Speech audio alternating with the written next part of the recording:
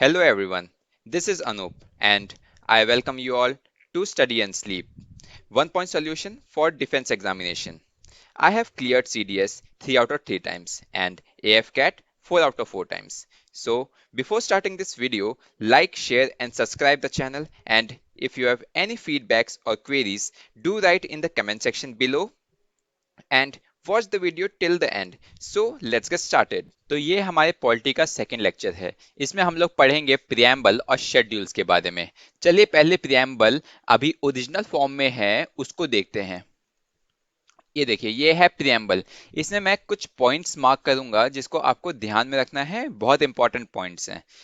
ये है sovereign, socialist, secular, democratic, Republic, और फिर आते हैं फ्रेटर्निटी के अंदर यूनिटी, इंटेग्रिटी। ठीक, फिर ये हमारा जो प्रियम्बल है, ये ओरिजिनली ऐसा नहीं था। ये पहले जब हमारा कॉन्स्टिट्यूशन अडॉप्ट किया गया था तब दूसरे टाइप का दिखता था। वो है कुछ इस प्रकार का। यहाँ पे कुछ पर्टिकुलर वर्ड्स मिसिंग है और वो चेंज किए गए थे 42nd अमेंडमेंट एक्ट के द्वारा। और ये कब आया था? 1976 में। ओके, तो यहाँ पे देखेंगे आप कि सॉवरन, डेमोक्रेटिक, रिपब्लिक, फ्रेटर्निटी के अंदर सिर्फ यूनिटी लिखा है। तो यहाँ से 3 वर्ड मिसिंग है। वो 3 वर्ड कौन से हैं? सोशलिस्ट, सेक्युलर और इंटीग्रिटी। फ्रेटर्निटी के अंदर इंटीग्रिटी। ठीक, यहाँ पे हमारे दिए गए हैं आइडियल्स। जो ये 5 वर्ड हैं वो है आइडियल्स, और ये जो 4 वर्ड्स हैं ये है एस्पिरेशंस। इसके बारे में हम लोग आगे जानेंगे, पर पहले हम लोग देखते हैं कि जो प्रियम्बल है उसका पर्पस क्या है, उसको क्यों रखा गया है कॉन्स्टिट्यूशन के फ्रंट पेज पे। देखिए, सबसे पहले तो ये बताता है कि जो पावर है कॉन्स्टिट्यूशन की वो डिराइव होती है from the people of India. Okay, मतलब कि कॉन्स्टिट्यूशन को हमने खुद, सिटीजन ऑफ इंडिया ने पावर दी है ताकि वो हमारे ऊपर रूल करे। ठीक, दूसरा है कि प्रियम्बल में एनेक्टिंग क्लॉज है। मैंने पहले पिछले लेक्चर में बताया था कि 26 नवंबर 1949 को हमने कॉन्स्टिट्यूशन को एनेक्ट और अडॉप्ट किया था। तो वो कहाँ लिखा है? वो प्रियम्बल में लिखा है, एनेक्टिंग क्लॉज में। ठीक है, फिर तीसरा है कि ये लीगल इंटरप्रिटेशन के लिए काम करता है। इसमें हम लोग आगे चल के डिबेट्स देखेंगे कि क्या लीगल इंटरप्रिटेशन किस टाइप से कॉन्स्टिट्यूशन की गई है और उसमें क्या रोल है प्रियम्बल का। ओके, फिर हम लोग देखते हैं कि यहाँ पे आइडियल्स और aspiration of the people of India लिखा गया है। मैंने आपको बताया था ना कि यहाँ ये हैं ऊपर के आइडियल्स और ये हैं एस्पिरेशंस। ओके, फिर आगे देखते हैं कि आइडियल्स और एस्पिरेशंस का मतलब क्या है। हाँ, एस्पिरेशन का मतलब होता है कि पीपल क्या डिजायर करते हैं, उनकी डिजायर क्या है विथ रिस्पेक्ट टू स्टेट। और आइडियल्स का मतलब होता है कि विजन ऑफ द स्टेट, जो कि पीपल के माइंड में होता है कि उस हिसाब से वो लोग अपने एस्पिरेशंस अचीव कर सकते हैं। जैसे कि हमारे आइडियल्स क्या हैं कि हमारा देश एक सेक्युलर नेशन है, डेमोक्रेटिक है, सोशलिस्ट आइडियोलॉजी पे चलता है, और यह ये एक रिपब्लिक है, हम लोग सॉवरन हैं। तो ये सब हमारे आइडियल्स हैं। और आगे बढ़ते हैं तो आइडियल्स में हम लोग इन इन डेप्थ देखेंगे कि सबसे पहले आता है सॉवरन। सॉवरन का मतलब होता है कि कोई भी एक स्टेट जो कि इंडिपेंडेंट है, इंडिपेंडेंट, और उससे ऊपर कोई authority, no authority above it, उससे ऊपर कोई भी अथॉरिटी नहीं है, और वो फ्री है अपने इंटरनल और एक्सटर्नल अफेयर्स को डील करने के लिए। पर जैसे कि हम लोग जानते हैं कि इंडिया ने एलपीजी रिफॉर्म्स लाए थे, जिसका मतलब है लिबरलाइजेशन, प्राइवेटाइजेशन, ग्लोबलाइजेशन। इसके तहत हमने क्या किया कि हमने अपनी इकोनॉमी को ओपन किया, हमने प्राइवेट प्लेयर्स को मौका दिया कि हमारी इकोनॉमी को प्राइवेट प्लेयर्स ड्राइव कर सके, और हमने इंटरनेशनल लॉज जो थे उनको आ, अपने ऊपर इम्प्लीमेंट होने दिया। तो एलपीजी रिफॉर्म की वजह से अब आज के डेट में हम लोग ये नहीं कह सकते हैं कि कोई भी देश को वो फुल्ली सॉवरन है कि नहीं, उसके ऊपर हमेशा कोई ना कोई प्रेशर बना ही रहेगा। तो वो free to conduct its own affair, ये वाला जो क्लॉज है यहाँ पे हल्का सा हैम्पर होता है। ठीक। अब सोशलिस्ट, सोशलिस्ट मतलब होता है कि जो भी रिसोर्सेज हैं नेशन के, उसको सबके बीच में बराबर बांटना। ठीक है। Nationalisation of all means of production distribution and abolition of private property, मतलब कि जो किसी के पास भी एक्यूमुलेशन ऑफ वेल्थ ना हो, सबको इक्वली समान मिले, और वो तभी होगा जब सारा जो रिसोर्सेज है वो स्टेट के पास होगा। इसलिए इसको कहते हैं सोशलिस्ट आइडियोलॉजी। फिर आते हैं सेक्युलर। अब सेक्युलर, इंडिया को हम लोग कहते हैं कि एक सेक्युलर नेशन है, क्योंकि इंडिया में कोई भी रिलीजन, गवर्नमेंट का कोई रिलीजन नहीं है। हम लोग ना तो हिंदू रिलीजन को फॉलो करते हैं गवर्नमेंट में, ना इस्लामिक रिलीजन को, कोई रिलीजन नहीं है गवर्नमेंट का। पर इंडिया में एक पॉजिटिव फॉर्म ऑफ सेक्युलरिज्म चलता है, जहां पे हम लोग सारे रिलीजन्स को इक्वली सपोर्ट करते हैं। फिर आते हैं हम लोग डेमोक्रेटिक में। डेमोक्रेटिक वैल्यूज क्या होती हैं कि जो पीपल है वो इन्वॉल्व रहेगा लार्जर डिसीजन मेकिंग में। हम लोग ही जो अपने रिप्रेजेंटेटिव है, या फिर हम लोग ही डिसीजन लेंगे कि हमारा फेट क्या होगा आगे चल के, क्या वो लॉ हम पे इम्प्लीमेंट होगा कि नहीं होगा। तो वो होता है डेमोक्रेटिक नेशन में। अब देखिए, डेमोक्रेटिक नेशन भी दो टाइप के होते हैं, एक होता है डायरेक्ट और एक होता है इनडायरेक्ट।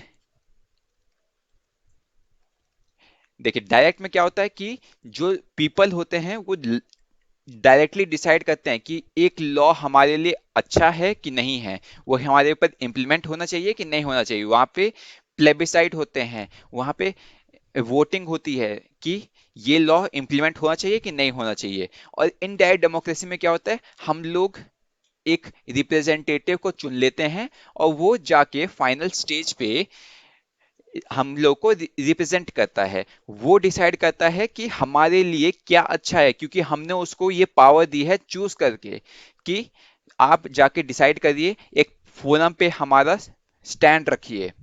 ठीक, इसको कहते हैं इनडायरेक्ट डेमोक्रेसी। डायरेक्ट डेमोक्रेसी का एग्जांपल देखें तो वो है स्विट्जरलैंड, और इनडायरेक्ट डेमोक्रेसी का एग्जांपल देखें तो इंडिया, यूएसए, कनाडा, किसी को भी ले लीजिए। रिपब्लिक, रिपब्लिक में क्या होता है कि जो हेड ऑफ द स्टेट है वो डायरेक्टली इलेक्टेड, मतलब वो जो सुप्रीम लीडर है या फिर हेड ऑफ द स्टेट है वो इलेक्टेड होना चाहिए, और उसका जो टर्म है वो फिक्स्ड होना चाहिए।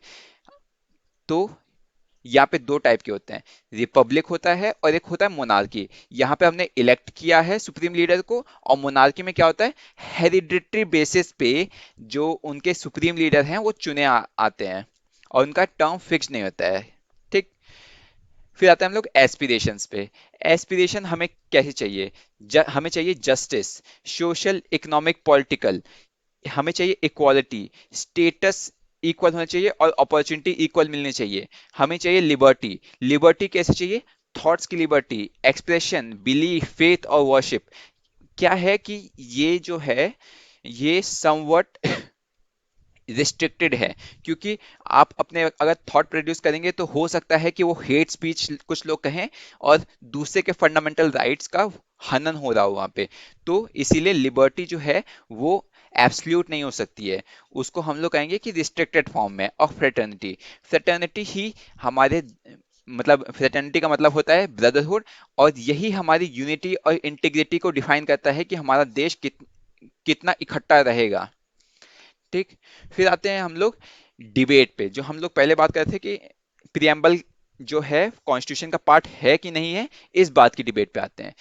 सबसे पहले सुप्रीम कोर्ट ने बेरूबारी यूनियन केस जो कि हुआ था 1960 में, ये केस था कि कुछ एनक्लेव्स और एक्सक्लेव्स थे इंडिया और बांग्लादेश के बीच में। तो इसके ऊपर रिलेटेड था कि इंडिया जो है वो सॉवरन नेशन है, वो अपनी टेरिटरी लूज नहीं कर सकता है। इस टाइप का दिया गया था कि सुप्रीम कोर्ट में इस टाइप का आर्गुमेंट दिया गया था। पर इसमें क्या हुआ, कहा कि preamble is not a part of constitution, इसलिए हम लोग उसको नहीं मानेंगे। तो जो सॉवरन होने का पार्ट था उसको ड्रॉप कर दिया गया और कहा गया कि हम लोग जो इंटरनेशनल लॉज है उनको मतलब अपने रिलेशंस को इम्प्रूव करने के लिए हम लोग अपने अपनी लैंड सीड भी कर सकते हैं और असीड भी कर सकते हैं। तो ये था बेरूबारी यूनियन केस। तो इसमें हमने प्रियम्बल को कहा कि ये कॉन्स्टिट्यूशन का पार्ट नहीं है। पर 1973 जब हुआ केशवानंद भारती केस, तब एक बहुत इंपॉर्टेंट जजमेंट आई जिसमें कहा गया कि preamble is a part of constitution, मतलब कि अपनी जो स्टेटमेंट थी सुप्रीम कोर्ट ने वो टोटली रिवर्स्ड कर दी। देख रहे हैं आप यहाँ पे क्या खेल होता है। पहले कहा कि इज नॉट अ पार्ट, अब कह रहा है इज अ पार्ट। फिर आएगा एलआईसी ऑफ इंडिया केस 1995, जिसमें कहा जाएगा कि preamble is an integral part of constitution. देख रहे हैं आप कैसे चेंज हो रहा है। पहले कहा कि प्रियम्बल पार्ट नहीं है, अब का पार्ट है, अब कह रहा है इंटीग्रल पार्ट है। और फिर एक और केस आएगा, फिर उसके बाद कंक्लूजन आएगा कि preamble is an integral part of constitution but not essential because it can be amended by the parliament. Okay, तो हम लोग आगे मूव करते हैं। अब हम लोग पढ़ेंगे शेड्यूल्स के बारे में। देखिए, ये जो मैंने चार्ट दे रखा है ये बहुत सिंपल है और आप इसको याद कर सकते हैं। पर क्योंकि हम लोग एक डिटेल प्रोस्पेक्टिव लेके चलेंगे, तो हम मैंने ये कटआउट लगाया है एम लक्ष्मीकांत से। इसको आप पढ़ लीजिएगा अगर जिसके पास एम लक्ष्मीकांत है, नहीं तो यहाँ से पॉज करके ही पढ़ सकता है। देखिए, अब फर्स्ट शेड्यूल क्या कहता है, वो कहता है कि names of state, union territorial jurisdiction, name of union territories and their extent, मतलब वही है ज्यूरिडिक्शन। तो वो डिफाइन किया गया है आर्टिकल 1 और 4 में। फिर सेकेंड शेड्यूल क्या कहता है, वो कहता है एल्योरमेंट, अलाउंसेस, प्रिविलेजेस, किसकी, प्रेसिडेंट की, governor of state, speaker, deputy speaker Lok Sabha, chairman, deputy chairman Rajya Sabha, similarly speaker, deputy speaker of legislative assembly, chairman, deputy chairman of legislative council, judges of supreme court, judges of high court और comptroller and auditor general of india। देखिए, अब जो ऊपर के लोग हैं वो या तो नॉमिनेटेड हैं या तो इलेक्टेड पीपल हैं वो लोग। पर यहाँ पे जो 7, 8, 9 कहा गया है कि जजेस ऑफ सुप्रीम कोर्ट, जजेस of high court, controller and auditor general of India, इनको क्यों रखा गया है यहाँ पे, क्योंकि ये बहुत इंपॉर्टेंट रोल प्ले करते हैं। ये कुछ भी कर सकते हैं, मतलब कि ये गवर्नमेंट के अपोजिशन में भी जा सकते हैं। ये बेसिकली इनका रोल होता है गवर्नमेंट को एक चेक में रखना। तो गवर्नमेंट ये भी कर सकते हैं कि इनके डिमेरिट में कोई लॉ पास कर दिया जाए, जैसे कि सुप्रीम कोर्ट जज की सैलरी घटा दी जाए। तो इसी सब चीजों को देख के इंडिया की जुडिशरी को फ्री रखने के लिए, कि वो किसी भी पॉलिटिकल प्रेशर से फ्री रहे, हाँ, जो ये ऑडिट हो रहा है वो किसी भी पॉलिटिकल प्रेशर से फ्री रहे, इसीलिए इनको यहां पे रखा गया है। और इनका जो सैलरी है वो directly consolidated fund of India पे से डायरेक्ट आता है। ठीक है, charge upon consolidated fund of India, ये करेक्ट टर्म है जो कि इन तीनों के लिए अप्लाई होती है। ठीक, अब आते हैं हम लोग थर्ड शेड्यूल पे। थर्ड शेड्यूल में ओथ एंड अफर्मेशन दिए हुए हैं। ओथ एंड अफर्मेशन का मतलब है कि जो शपथ ग्रहण होती है वो किस टाइप की होगी, यूनियन में कैसी होगी, स्टेट में कैसी होगी, हाई कोर्ट जज, सुप्रीम कोर्ट जज, इन सब की कैसे होगी। तो ये एक रिटन फॉर्मेट है और इसी के तहत ये जो भी हमारे एग्जीक्यूटिव या फिर जुडिशरी, लेजिस्लेचर, सारे लोग एक तय फॉर्मेट के तहत ही अपना ओथ लेते हैं। कोई कुछ भी नहीं बोल सकता है कि मैं इसकी शपथ लेता हूँ उसकी शपथ, सब कुछ लिस्टेड है। ठीक, अब आते हैं हम लोग फोर्थ शेड्यूल में। फोर्थ शेड्यूल में क्या दे रखा है, allocation of seats of in the Rajya Sabha to the state and union territories. अब देखिए, ये मैटर बहुत इंपॉर्टेंट है क्योंकि राज्यसभा की सीट एक स्टेट के लिए बहुत इंपॉर्टेंट होती है, क्योंकि सीधा स्टेट का रिप्रेजेंटेशन होता है at the centre through Rajya Sabha. तो अब किसकी सीट अधिक होगी, किसकी सीट कम होगी, ये सब डिफाइन करने के लिए एक अलग से शेड्यूल बना दिया क्योंकि ये सभी के लिए इंपॉर्टेंट था। अब आते हैं फिफ्थ शेड्यूल में। फिफ्थ शेड्यूल में क्या दे रखा है? Administration and control of schedule area, schedule tribes. Six schedule में क्या दे रखा है? Administration of tribal areas, state Assam, Meghalaya, Tripura, Mizoram. देखिए ये जो फिफ्थ और सिक्स शेड्यूल है ये हम इन डेप्थ पढ़ेंगे क्योंकि यहाँ से क्वेश्चन बहुत सारे आए हैं और फ्यूचर में भी आ सकते हैं। हमेशा ये जो एरियाज हैं, ट्राइबल एरियाज या फिर शेड्यूल्ड एरियाज, ये हमेशा न्यूज में रहे हैं। फिर आते हैं हम लोग सेवन शेड्यूल में। सेवन शेड्यूल में क्या दे रखा है? लिस्ट दे रखी है।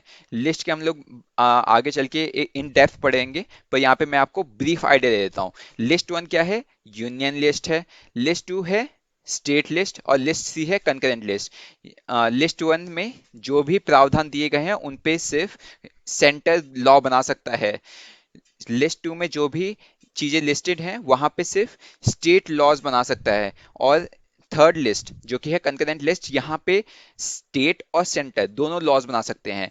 पर अगर दोनों ने लॉ बनाया हुआ है तो किसका प्रिवेल करेगा? स्टेट का करेगा कि सेंटर का? हमेशा याद रखिएगा कि सेंटर का ही लॉ प्रिवेल करेगा। ठीक।